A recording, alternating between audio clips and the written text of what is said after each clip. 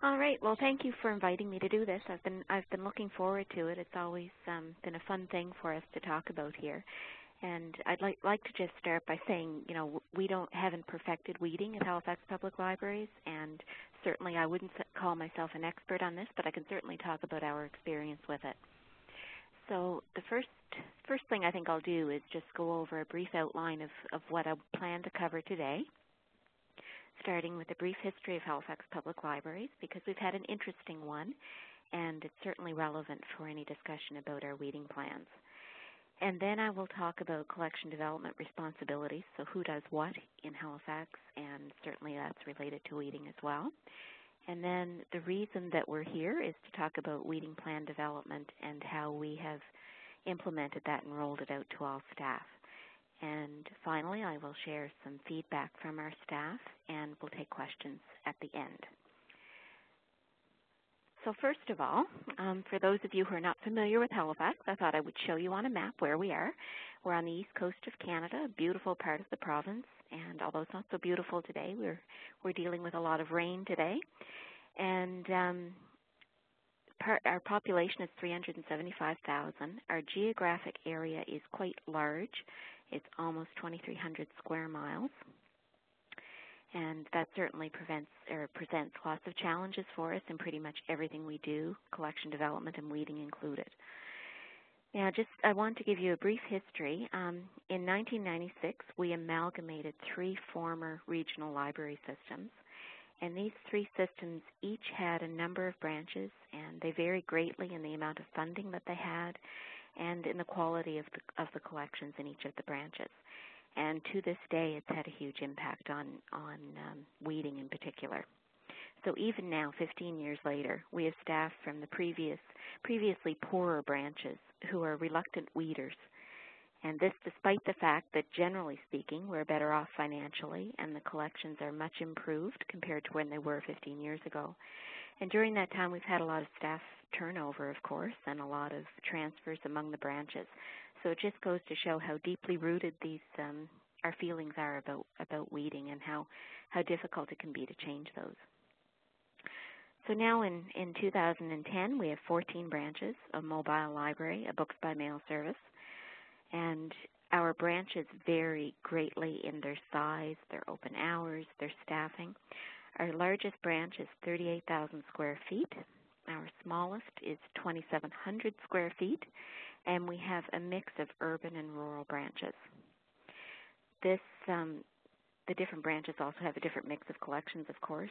We have varying depths of collections, and there's also a variety of staffing in the branches to deal with weeding. So in the larger branches, we would have multiple professional staff, while the smaller ones would share a professional staff member with another branch.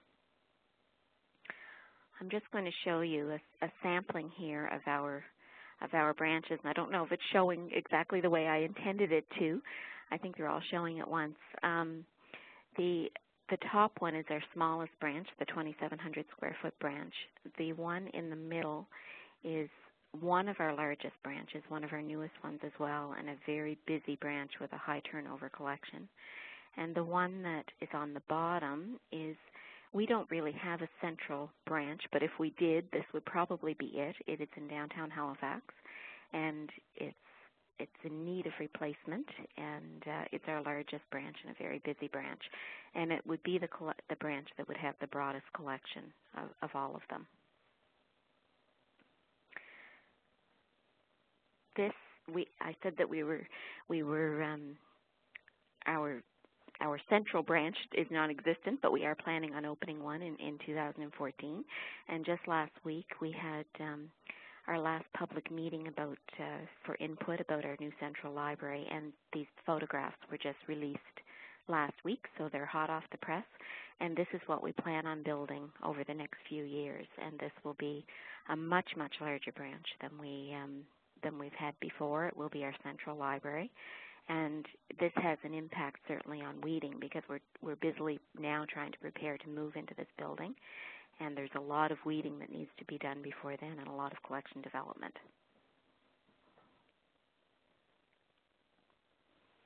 So just to further set the context a little bit, I just wanted to talk about collection development responsibilities and who does what in our regional library system. First of all, myself, Collection Development Manager, my role primarily is to plan and implement regional policies and procedures and to oversee the selection and weeding and collection development and also acquisitions and serials is part of my responsibility, and also part of the overall management team, and specifically for collection management and information technology is part of our department as well. Now, we don't have a dedicated selector on staff, which has an impact, again, on everything that we do, but most of our branch managers and librarians look after an area of selection responsibility. So we would have one librarian who would look after picture book selection, another that would look after health selection, and another would look after feature DVDs and that kind of thing. We also have a full-time library assistant who does some selection work for us, participates in some centralized weeding projects and that kind of thing. But unfortunately, at this point, we don't have a full-time selector who can assist with weeding either. Now, the way that we handle it when it comes to identifying collection needs and weeding, it is really considered to be a branch responsibility rather than a centralized one. Now, that being said, we do some centralized weeding, such as, we use it sometimes when we're weeding a particular format.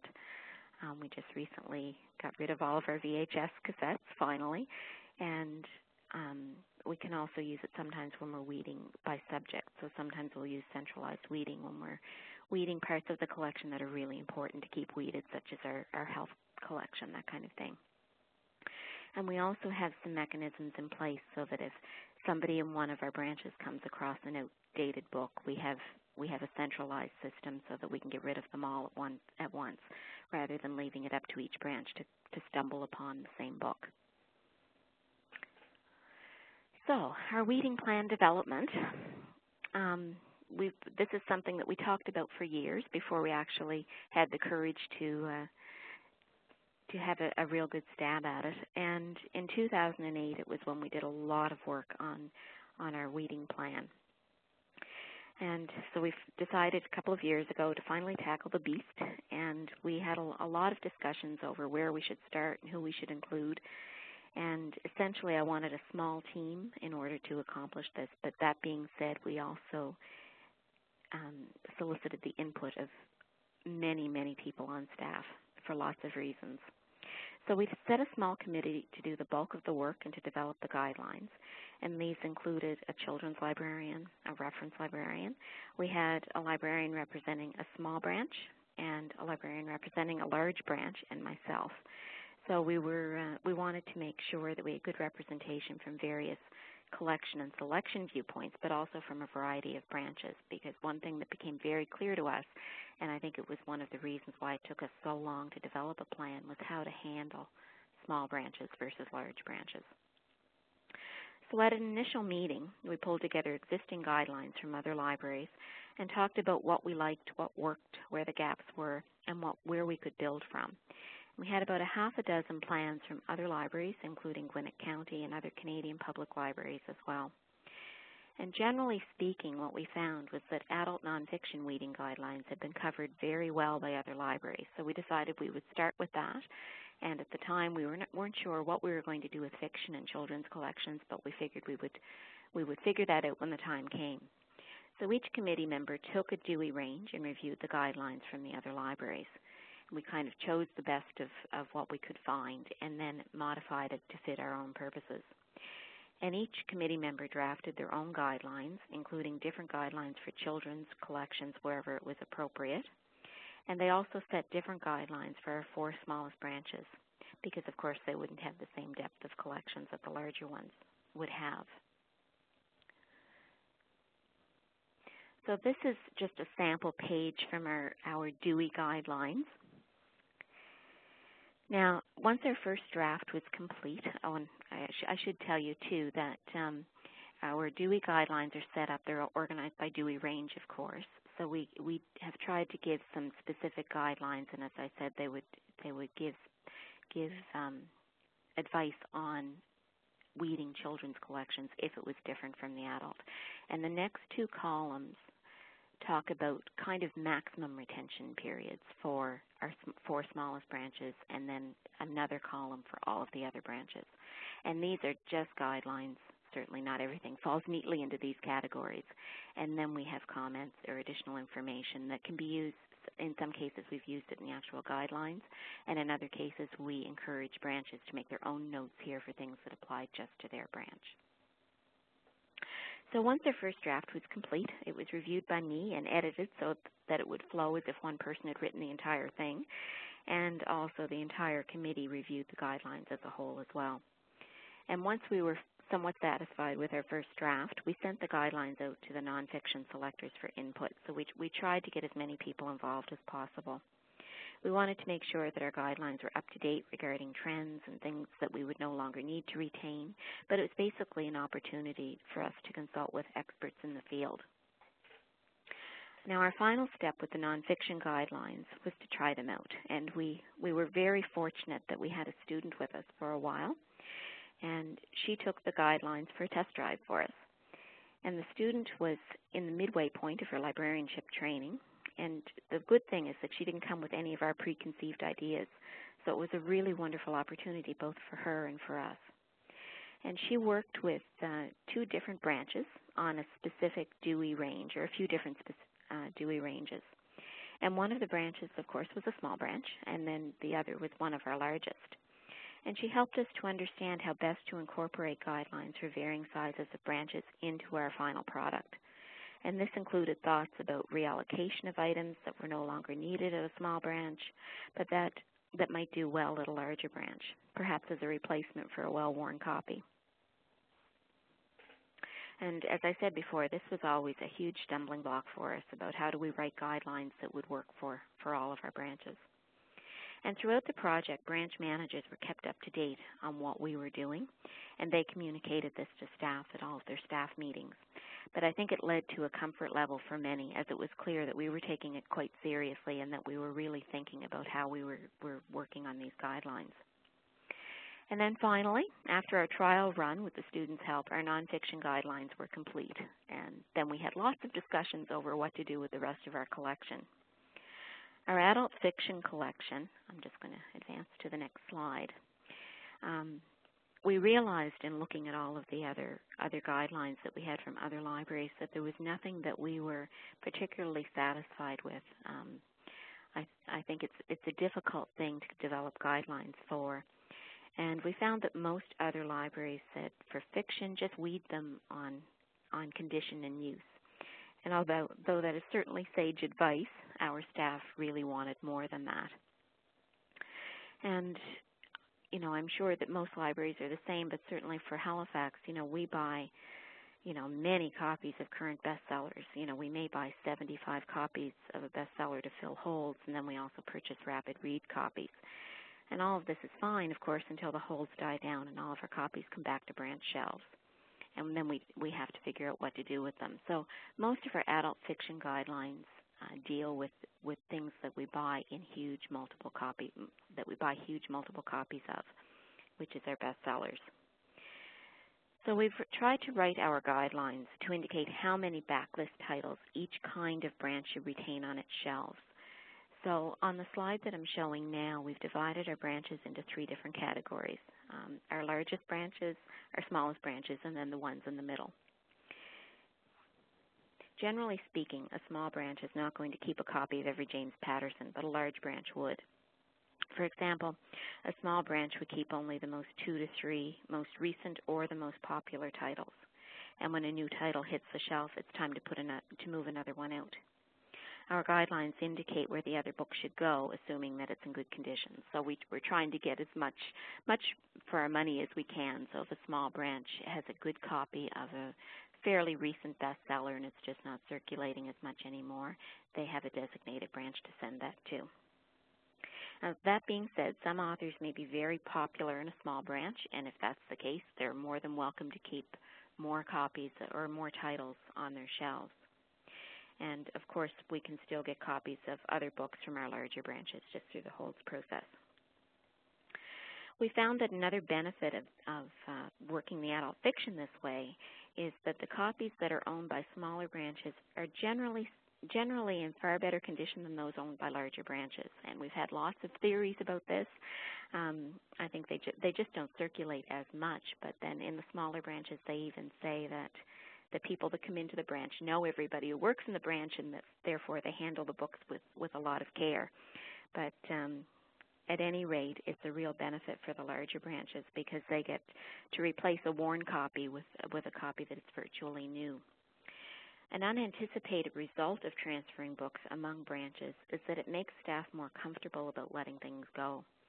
When consulted, staff said that they previously couldn't bear to part with a book that was in such good condition, and I can understand that, so they would leave it on the shelf. But knowing that the book will have a new life in another branch frees staff to weed without feeling all the guilt. And this also feeds into the concept of looking at our collection as a whole rather than as 14 separate branch collections. Now, another area that, and I should say before we ever started this, we did speak to branches about what they were looking for in weeding guidelines. And another area that branch staff wanted us to address was how to handle classics and Canadian fiction in particular. And in the end, we opted to use the same methods for both categories. I'm just going to look at our classic fiction. So this is a sample page from our classic fiction guidelines. So regarding the classics, we have provided guidelines for each branch type. Again, we've divided them into the same 3 categories based on size. So we've provided guidelines for each branch type as to how many titles they should have by each classic author. And before we released these guidelines, staff reported that a lot of staff didn't have a very good handle on classic fiction. They might know the authors, but they wouldn't know the titles. And it always, they didn't feel very confident about the whole thing at all. So in our weeding guidelines, we've actually listed the most popular titles by each author as well, so that it's also given staff an opportunity to use this sometimes as a reader's advisory tool as well, which is kind of unusual. You wouldn't think that people would use weeding guidelines for that. But generally speaking, we've been able to use these also as a collection development tool. I'm just going to show you how we handled the classic fiction. So again, we might, depending on the branch category, the smaller branches might keep a couple of Jane Austens on their shelf. And in this case, we've shown the most popular titles for each of the classic authors. And it's also, as I said, it was also used to build the collections so that, maybe once a year each branch will look just to see how many Jane Austens they would have available in their collection. So it's certainly been used as a collection development tool as well. So it's also pointed out collection gaps, and we've realized now that we're purchasing more titles to ensure that we have the minimum numbers of suggested titles on the shelf.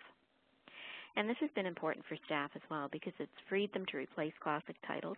We used to hear things like, I can't weed that, it's a classic, but now our staff know that they have to replace these classics with new copies because they circulate highly all the time. They're always popular, and they're almost always available in paperback, so they just don't last all that long. And just because it's a classic doesn't mean it shouldn't look beautiful. So we now are encouraging people to replace things more. Now, our Canadian fiction, for us, it's much like the problem of classics and how we handle those. And again, we have divided them up, our branches, into the same 3 categories. And we've treated Canadian fiction the same way as classic fiction because the issues are really the same and they need continual replacement as well. So we have here a list of the most popular Canadian authors and beside it a list of their most popular titles. So we've given the branches guidelines as to how many titles by each of these authors the small branch should have as compared to a larger branch. Now, I don't have a slide for this, so I'm just going to speak for a little bit about what we did with children's and young adult fiction because we really did handle it in much the same way, and you can certainly look at our guidelines. But we've taken a similar approach to this as well because it also involves a lot of replacement. It's not just straight weeding. And we rely, again, on lists of classics and award winners and that kind of thing to direct us. Now, this next slide may make you chuckle when you see a couple of these book covers. But I just want to talk about our rollout and how we proceeded with this. Right from the beginning, we had decided that this was an important enough project that I wanted to take it on the road myself. And I visited each branch and attended a staff meeting. And it took a long time to get this done, but it was really seen as an important thing.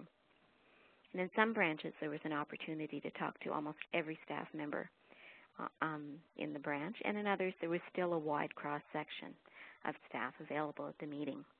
And it was also a chance for me to visit each branch and walk through the collection. When I took the guidelines on the road, I used a PowerPoint presentation, but I also took a fun kit that we could use to generate discussion, provide examples, and certainly titles such as the ones that you see here produced a lot of laughs. And some of the items that were in the kit, such as the two that you're looking at here, they would fit into the category of you wouldn't believe what I found on my shelf. And also, when we spoke about this at the staff meetings, we encouraged anybody who would find something like this on their shelves to please send it to me for future training purposes. These are often the kinds of things that nobody would argue should still be in our collection, but they're still fun.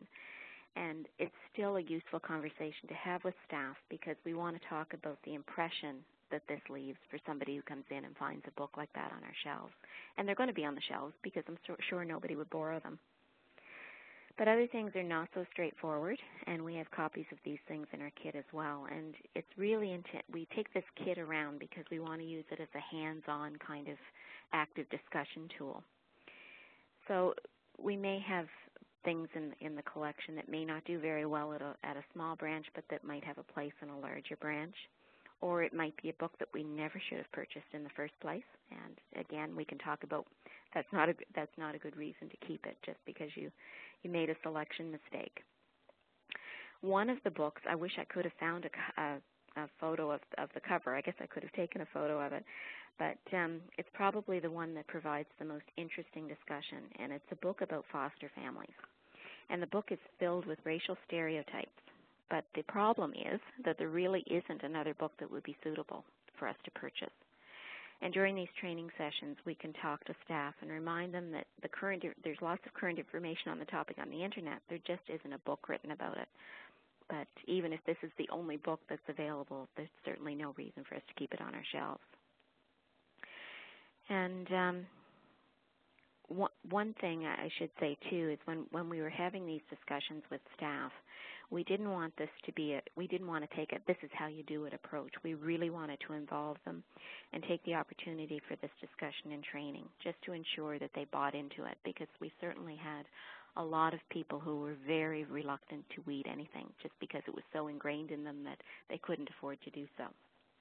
And one of my goals in all of these training sessions was to ensure that everybody felt they had a role in weeding, and that's certainly the approach that we took. Professional and senior staff are obvious, but circulation staff and shelvers are often the ones that have their hands on the collection on a regular basis. And they know at a glance what isn't moving and what is unattractive. And they're really encouraged to bring this to the attention of senior staff whenever they come across anything like that. Now, going to share some feedback that I should say our guidelines have been in place for about a year, and these guidelines were never intended to be a final document or anything like that. We will be adjusting it and have already done so whenever we notice some gaps or some things that are lacking. So after about a year, and it was actually fairly recently, I asked all of the branch managers to let me know, to survey their staff and let me know what was working and what wasn't, and what they wanted to see in some future updates. So here's some feedback from staff, and I'm just going to kind of talk through these and just discuss them a little bit. The first one is that it provides the structure that we need to engage all staff. And I think that's really important because previous to this, I mean, it had been 15 years since we'd amalgamated. None of the previous systems had any kind of weeding guidelines even before then. But we really thought it was important, as I said, to engage all staff in this and to have something that was fairly consistent among all the branches. The next one is the list of classic and Canadian fiction are great for building our collections in these areas. And I think that's kind of surprising because that certainly wouldn't have been one of our intentions when we were creating weeding guidelines. But I think when you're talking about something like classics and, in our case, Canadian fiction, or if you're talking about, children's picture books and that kind of thing where you really have to be doing a lot of replacement rather than just outright weeding, it's really an important collection development tool as well. The next one, having the guidelines present when starting a project gives staff confidence that they're doing it right and that it's not just a librarian or manager's preferences that they're following. And this has been especially important when dealing with staff who prefer to keep stuff in case we ever need it. I think we've all heard that before. I know when I was going around talking to all the branches and at these staff meetings, I had somebody tell me after the fact that, they were hesitant to weed and they felt that it was just their manager telling them what to do and they kind of disagreed with them. But having guidelines that are intended to be used by the entire region just gives the guidelines a bit more teeth, I think, than they would otherwise. So that was kind of an interesting one. The next one, I like the suggestion to send less worn copies to big branches for swapping out more worn ones. I've received some good replacements this way. So that's obviously coming from a larger branch. But at the same time, I've also heard from many other branch managers of smaller branches that it really makes their staff feel much more comfortable about moving, things that look like they're almost brand new. If they can send them to another branch, then they feel like they're not really throwing something out, and they're not. The next one, it is good that the guidelines differentiate between the different branch types, as this reinforces the different roles and standards that branches have, i.e. one size does not fit all. I think that this helps staff who may have been directed to weed to a different standard at another location. And certainly, as I said before, I think this was our biggest hurdle that we had to overcome, is how to handle different size branches, because to say that you should never keep a book over 5 years old at one branch does not necessarily apply to all of our branches. So I think that was an interesting comment too, and it was certainly very rewarding to hear that we succeeded, at least in some measure, to that end. And finally, we stress to staff that these are guidelines and to also use their experience and intuition to ask for a second opinion if necessary. And when I was going around to all of the branches, that was the first thing I said every time, and the last thing I said is that these are guidelines, and there's no way that we can make every item in our collection fit into these guidelines perfectly. And sometimes you just have to use common sense, and certainly it's very rewarding for staff to know that their experience counts for something too. And, of course, at the same time, there were lots of suggestions for improvement too. In some cases, it was just clarification. Other areas, it was, they wanted us to expand our list of classic authors and that kind of thing because they found it so useful. And also, when we did our initial guidelines, we really didn't cover things like DVD very well because it was almost a self-weeding collection at the time. Things either were worn out or were stolen, and we just never had to weed them. But now our collection is getting to the size where we actually do have to weed it, so we have to develop some guidelines for that kind of thing. So there's always room for improvement, and we've made some changes, some small changes already. So it's always going to be a work in progress, I think.